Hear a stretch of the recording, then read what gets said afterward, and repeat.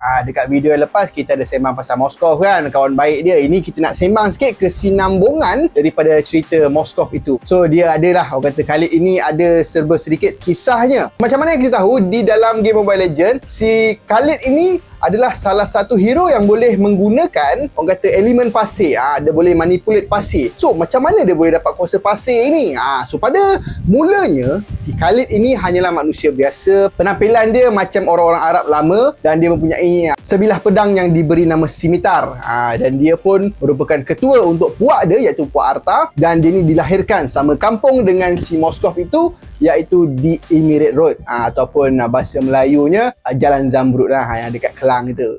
Boleh Kelang pun Kelang lah. So untuk Khalid ni, perceritaannya lebih kurang sama dengan Moskov. Dia pergi mengembara dan dia jumpa Tronwulf dan berlawan dengan Kufra, cucak-cucak sekedek-sekedek, sampailah di penghujung kisah Moskov itu. Lepas yang dia balik tu kan, dia tinggalkan Moskov dan juga saki-baki tentera Moskov tu dekat medan peperangan, dan dia pun balik dengan dia punya anggota-anggota tentera dia, sebab dia tahu manpower tak kuat untuk berlawan dengan Kufra itu. Okey, setibanya Khalid ini dia sampai di perkampungan dia, sampai kat kampung dia dah rasa macam tak sedap hati. Dia kata, kenapalah aku buat macam tu kan? Tak sepatutnya aku tinggalkan kawan baik aku di situ. Dan dia ni tidur tak lena, malam tu memang pusing sana pusing sini, resah dia punya jiwa.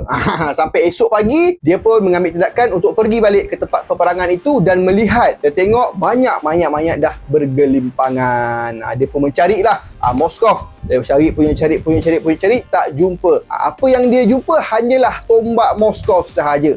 Lepas dia nampak tombak Moskov, sedihlah hati dia, luluh hati dia, dan dia ingatkan yang Moskov itu telah mati. Dia menyimpan dendam dekat si Tronwulf punya puak dan juga Kufra. Dia kata, kalau aku jumpa diorang dua ni, arwah aku kerjakan. Dan dia simpan niat apa semua, dia balik kat kampung. Selang beberapa hari, si Khalid ini dapat intel daripada, orang kata, mata-mata di Algeta Dryland ini, dan dia mengatakan si puak Tronwulf dan juga Kufra ini ada buat, orang kata, kacau bilau di selatan Algeta Dryland. Dekat sinilah si Khalid itu, jiwa dia membara balik, memang nak bantai. Jiwa nak menang tu, kena ada jiwa nak menang itu. Dia persiapkan diri apa semua, panggil dia punya askar-askar, tededeng,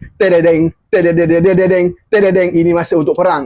Dan dia pun pergi ke medan peperangan lah. Dia pergi ke tempat yang Kufra dan juga Puak Tronwulf tu membuat kacau bilau, dan sampai kat situlah dia orang memulakan peperangan. So dia orang berlawan semua, perupang peripin cepedak-cekedik, dan sampai satu ketika si Khalid ini ada peluang untuk membunuh si Kufra. Dia pun melompat sambil memegang scimitar dia dan juga tombak si Moskov, masuk ke dalam ributan pasir yang melindungi si Kufra itu. Dia masuk dan menyosok satu artifak lama yang berada di badan Kufra. So artifak lama itu diberi nama Orb of Sand.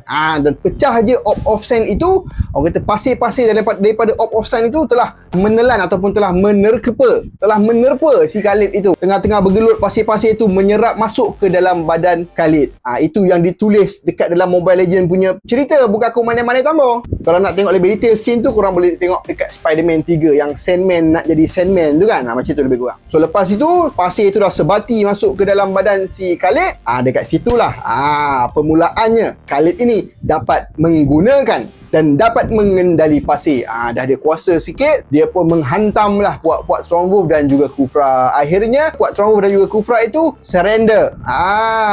Dia orang sempat pergi setting, tekan surrender bawah, 5-5 surrender. Dan Kufra pun tak ada kuasa pasir. Kalau dia ada kuasa pasir, dah tentu-tentu Kufra punya hero ada pasir-pasir punya kuasa, tapi hanya berbekalkan skill 2 sahaja. Dan surrender diorang dua tu, so Kufra pun balik dekat kampung dia, Ruin of Trivaken itu. Lepas tu si Tronwulf tu pun dah tak banyak askar dah. Dia pun balik caw pergi mana pun tak tahu.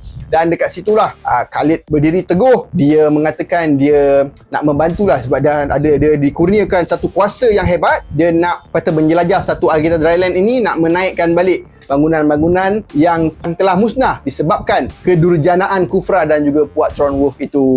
Di hujung-hujung cerita, bersama dengan Moskov punya cerita, si Khalid ini dapat merasakan satu lembaga ungu selalu berkeliaran di Emirate Road itu, di kampung dia.